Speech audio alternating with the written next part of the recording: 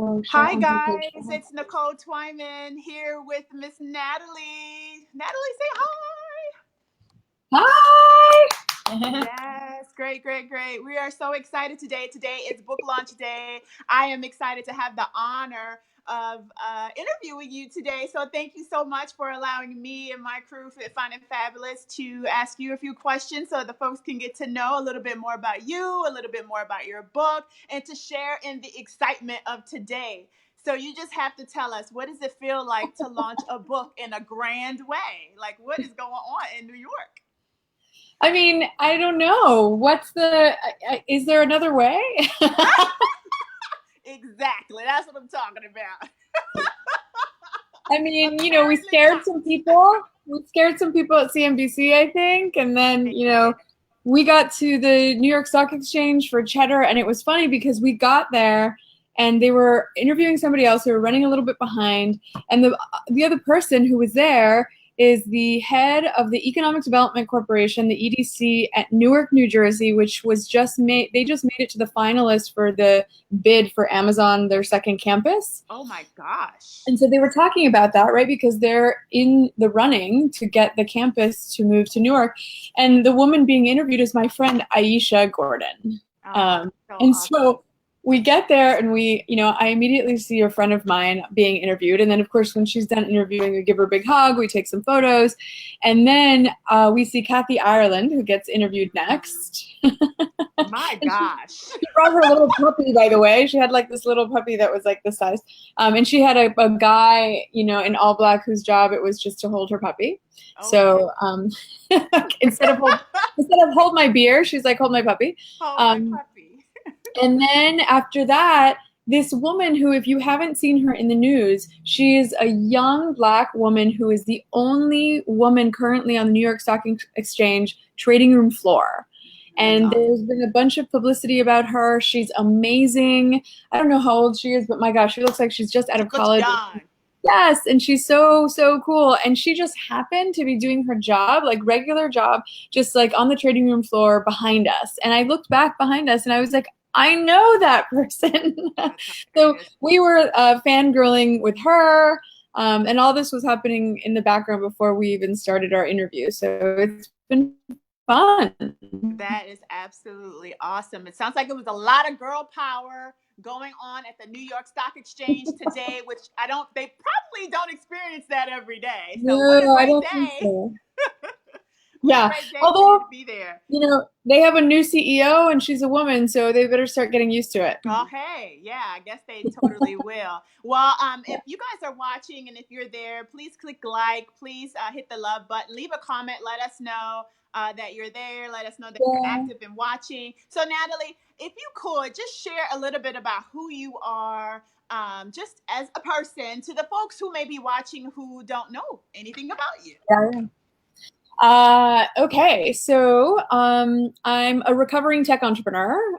Nicole knew me in those very, very early days. I remember that. Yep. I dropped out of college to start my first tech startup. And then because I liked it and it was sort of painful and sexy all at the same time, I kept doing it again and again. And I left that world of being a tech entrepreneur. I started multiple ventures. I did it as an entrepreneur within corporations as well as an entrepreneur. I've advised everyone from Disney to Google to Microsoft to MTV, Mattel, the BBC on their growth strategy. So my expertise, if I were to give you the one sentence thing, is I help companies grow. That's my expertise. And specifically, I help them grow internationally. So after that career, I decided I wanted to make a career change. I moved to New York. I went back to college. And I started the Center for Women Entrepreneurs that sits inside of the Athena Studies, which is at Barnard College, which is part of Columbia University here in New York City. So I've had the privilege of focusing my entire life for the last, 7 or 8 years on supporting women entrepreneurs, hoping that, the next generation has a little bit of an easier time than what I experienced.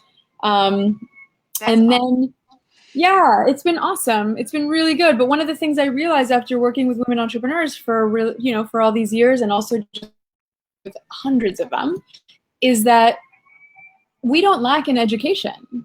And there are a lot of things that we maybe can all benefit from, but the real issue, the real thing that we are missing more than anything else is capital. And so I realized, even though I'm an engineer and I don't have a finance background, I realized if I'm going to solve the problem for women, I'm going to get into finance, and I'm going to make sure that we start allocating capital to women who deserve it, and to companies who benefit women, and companies who create wealth for women. And so, but the book, I should, just to wrap that up, is the book was born while I was at Columbia. So the book was born because of the work that I did with the students. The book was born because of the various programs that we built.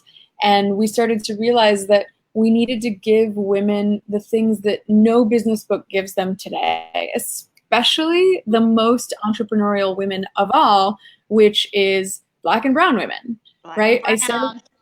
I said it this morning, right? Women of color, women in general are starting more businesses than anybody else, but women of color are starting 8 out of 10 of those, right? So we're looking at a demographic that is the single most entrepreneurial group of people in this country. And when you opened up the business books, none of them were written for us. Well, None of them. not at all. At all. I mean, the advice assumes that you have a trust fund. The advice assumes that you have a savings account and you can invest $50,000 in your first company. What if you don't have $50,000 just sitting burning on your wallet? Hello. What if you don't have, most of yeah, us don't. what if you don't? And that's what the data shows, right? I was just reading an article about how most Americans don't have $5,000 in their savings account. So who are these friends and family that we're supposed to get money from, to invest in our companies? And so there's just so much about the narrative when we talk about entrepreneurship that doesn't really apply to us, that I really felt like once and for all, somebody should write a book that actually speaks to us and our experiences. And then I realized, okay, well, that somebody should be me. Hey, why not? Why not? Why not you? And you're like the perfect person to do it with all the badasses that you have in your arsenal of friends. It was just refreshing to be able to read the book.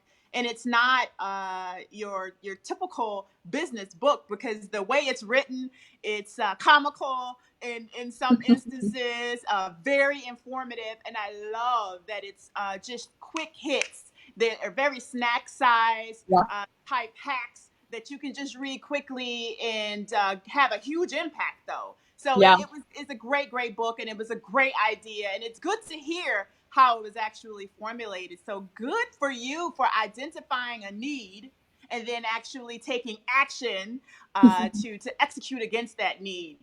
So that's awesome. And then using your time to do it.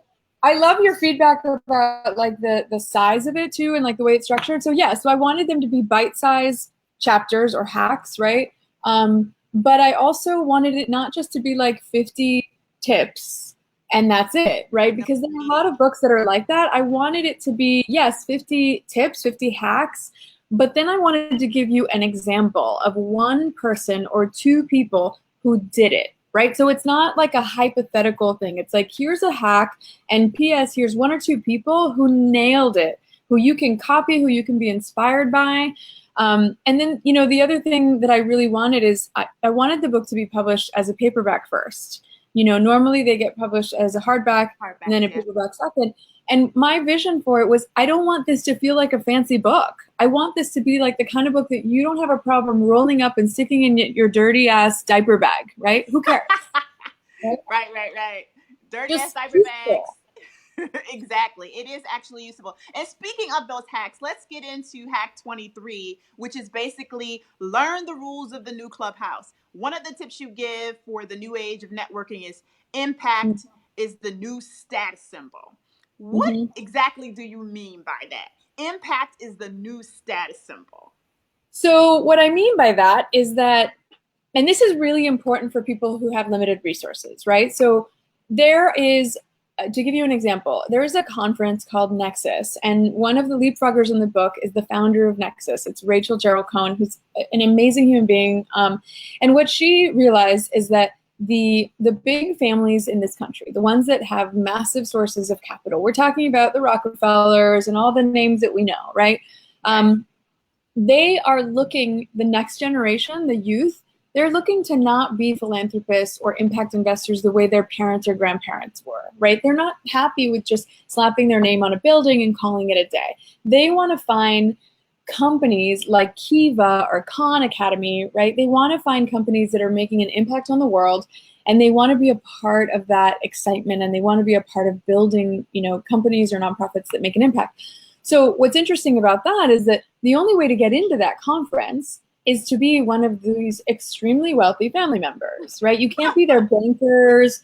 Yeah, you can't be their lawyers. You have to be the family member who has, you know, that way. The only way into that conference is to be somebody making an impact. So, you know, and they give scholarships and they get, right? So here you are, you might not be able to afford that conference. You might not have the connections to get into that conference. There might be so much about that conference that's out of reach for you, but because impact is the new status symbol, if you are really making an impact, if you are working in the Bronx and you are giving people a living wage, or you are dealing with health issues in your community, or you are doing something that really makes an impact in your community, guess what? You can get these people's attention. You can get a scholarship to a conference like this. You can even maybe get a slot to speak on their podium and give a speech in front of all these people and tell them your story.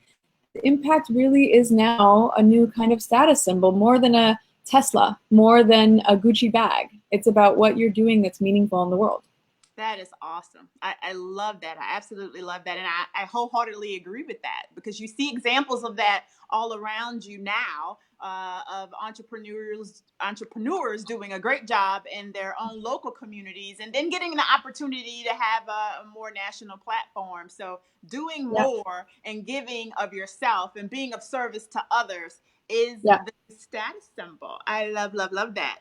So if you had to choose a hack in LEAPFROG that has proven to be the most useful in your own journey as an entrepreneur, which one would that be, Miss Nathalie? I'll tell you one, because it's not one that I would speak to the media about, because I don't think that they would see it as that interesting. So for example, if I'm, you know, earlier today, right, New York Stock Exchange, or at NASDAQ, the CNBC, right, Squawk Box show, they're going to want to hear about the funding ones, right, the line of credit and the loan and the VC and the crowdfunding. Like, those are all great hacks. But if I were to tell you the thing that I find useful, it's one that about an interaction that I had with the legendary tennis player. And I love Billie Jean because she is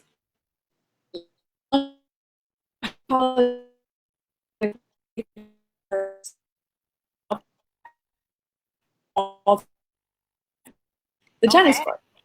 And she was, you know, and she just, her mind, and she's amazing. And she went to the Royal on the streets protesting something, you know. She's just a really authentic person, and she's amazing. She's a legend. She was, you know, the Battle of the Sexes, that legendary historic, you know, tennis match between her and a champion male tennis player happened before I was born. But ever since I was born, my dad told me the story of that tennis match. So like, I have grown up hearing the story of Billie Jean King. She's such a hero of mine.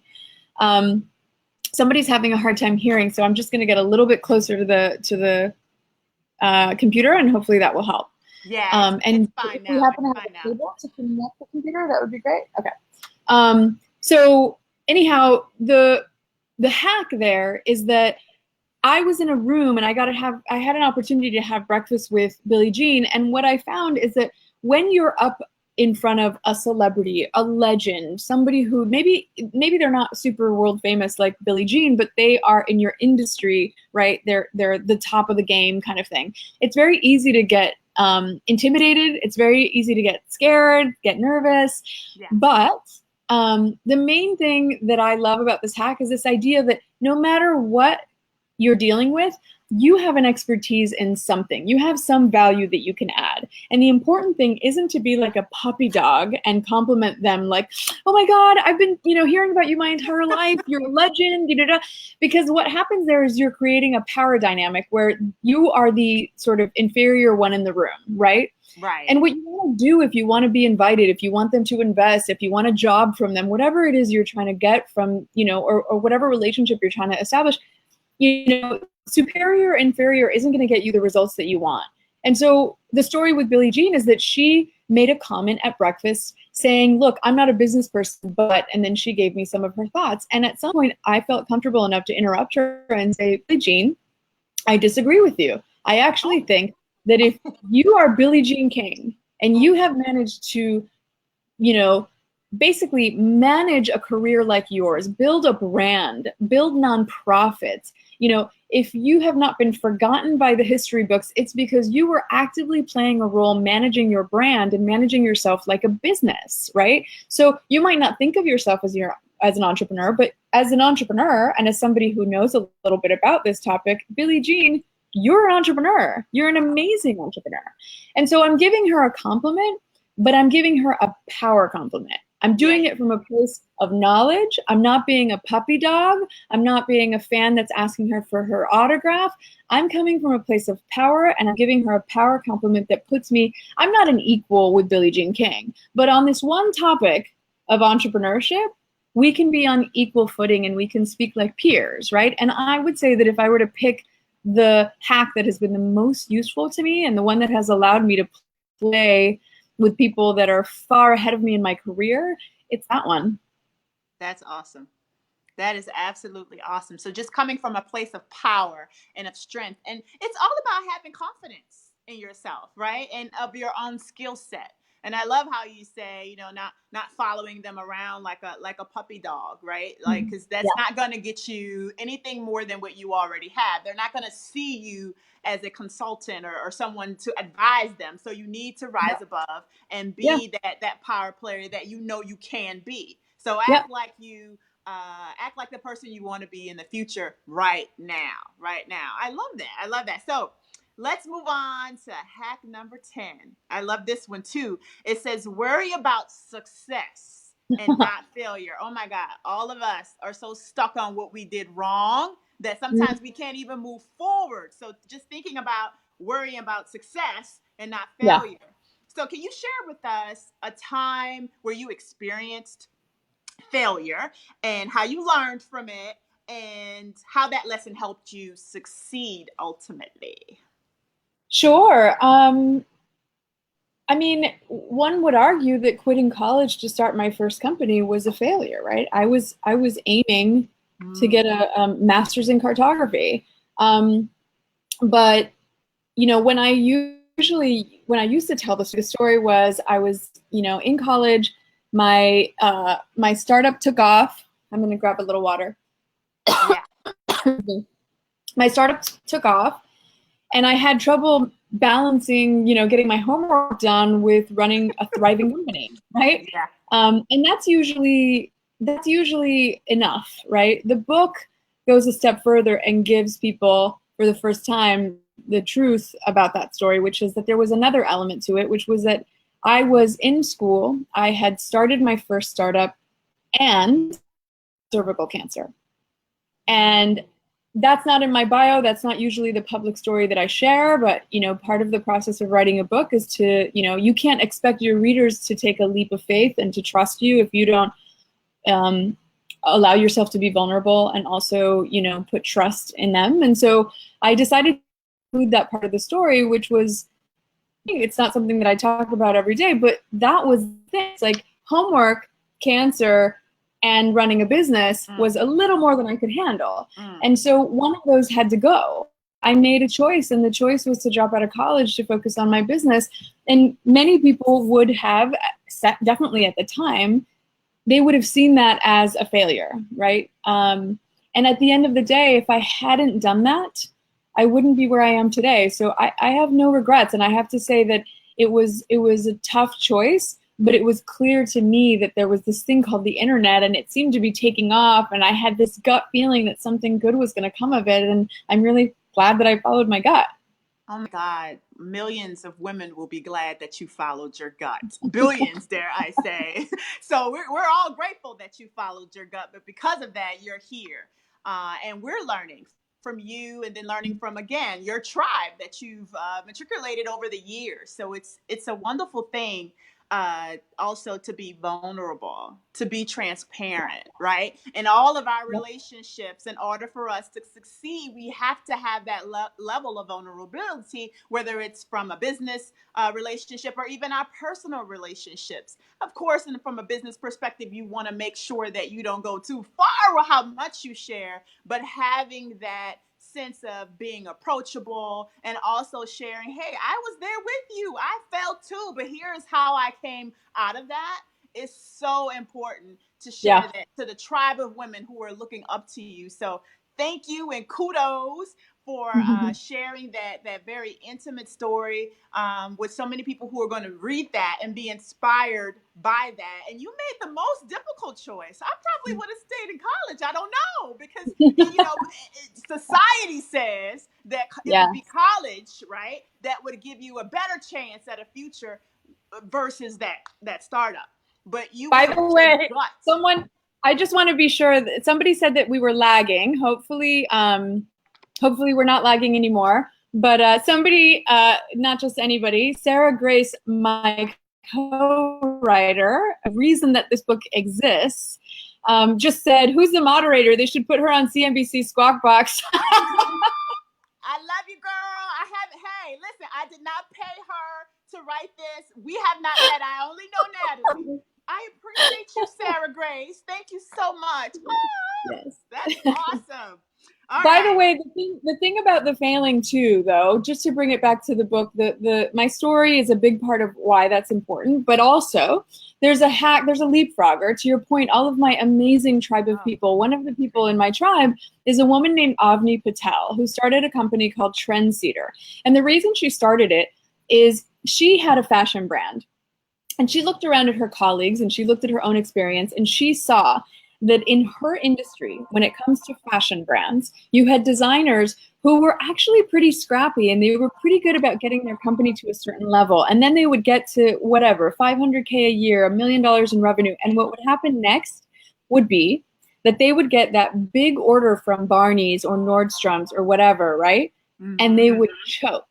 Yeah. So she created Trendsetter to be basically a firm that both invests and also incubates fashion brands that get to that level where they're just large enough that they're starting to scale and they're really in danger of choking.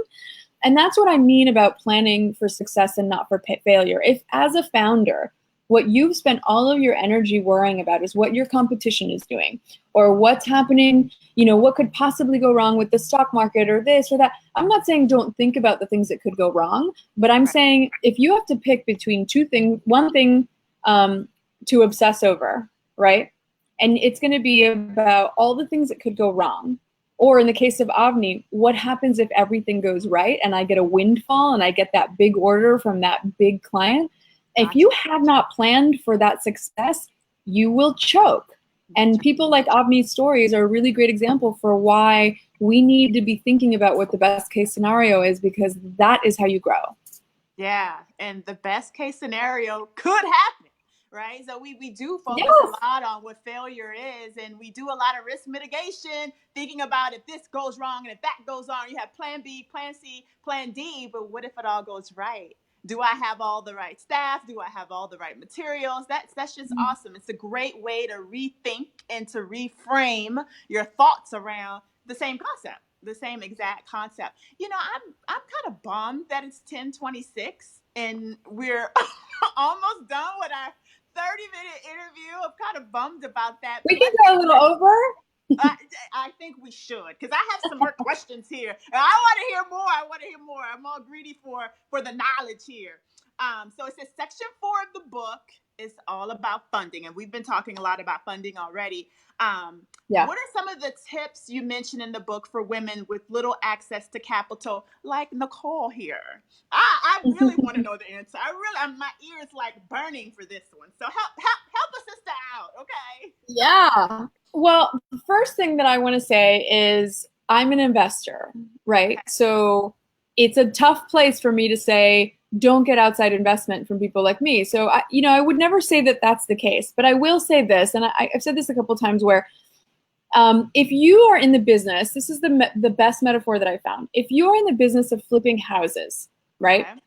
And you were to get the question of like, what business are you in? And you would say, well, I'm in real estate. That's accurate, correct? But flipping houses is not the only way to do real estate. In fact, it is on the spectrum of things that you can do in real estate. It is one tiny little sliver of what real estate can mean, right? Real estate, if you're a flipper of houses, you might not have, because you've never done that. You might not have to know the first thing about developing a building, a neighborhood, a city, right? All of those things are a part of what it means to be in real estate. But because all of the television shows and all of the media focus so much on flipping houses, that now we think real estate, we think house flipping, because we have this show and we have that show, right? The same thing is true in the investing world. There are many different ways to secure capital, but all anybody talks about is venture capital.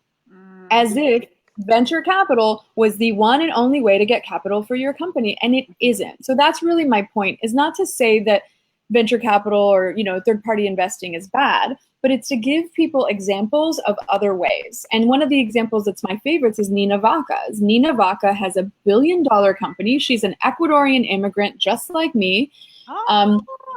She has huge clients like Comcast and AT&T and like major, Fortune 50.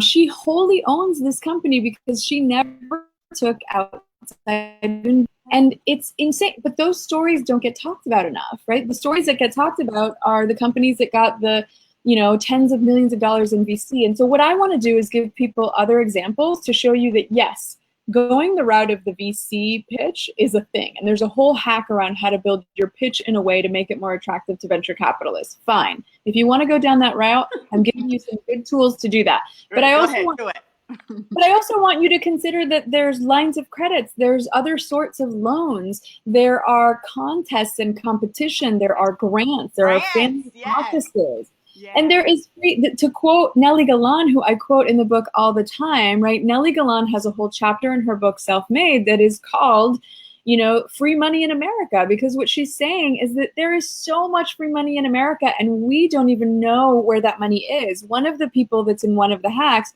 is a woman named Erin Andrew, who is one of those examples. She was at the Small Business Administration in Washington, D.C., and she was in the business of giving women entrepreneurs and also minority-led businesses grants, loans, all sorts of things. And in her new capacity, her big hack, and this is one that I want everybody to know about, she tells us a story of a company that was pretty small and that wanted to get a big loan.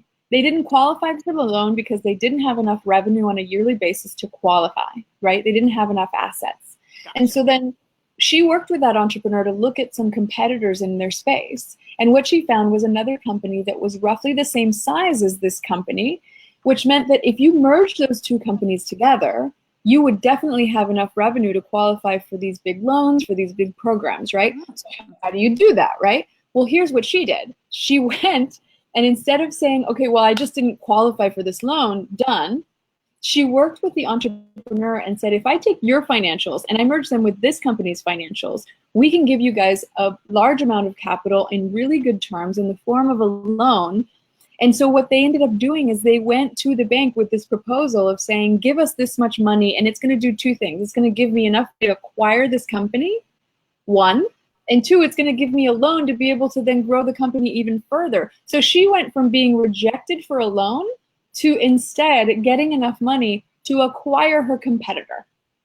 Oh, wow. That's a small business owner, right? Who's thinking, I just want a loan. And next thing you know, they're walking out acquiring their competitor. These are the sorts of things. And this is why you need to have a really good relationship with your bankers. These are not people that you just transact through a window with. These are people that you invite to your baptism and your kid's baptism. And these are people that you become friends with. Your bankers are your friends. And if you're banking with somebody that doesn't want to have a relationship like that with you, then change banks. Change the banks. That's exactly right. Oh my God, what an inspiring story of not letting failure stop you, right? Because so many of us, we fail at whatever the task we have for ourselves that we've already framed and already windowed. Like, this is exactly what I want to do, right? And not really realizing that there's other opportunities outside of what you've already framed for yourself. So good for her for leaping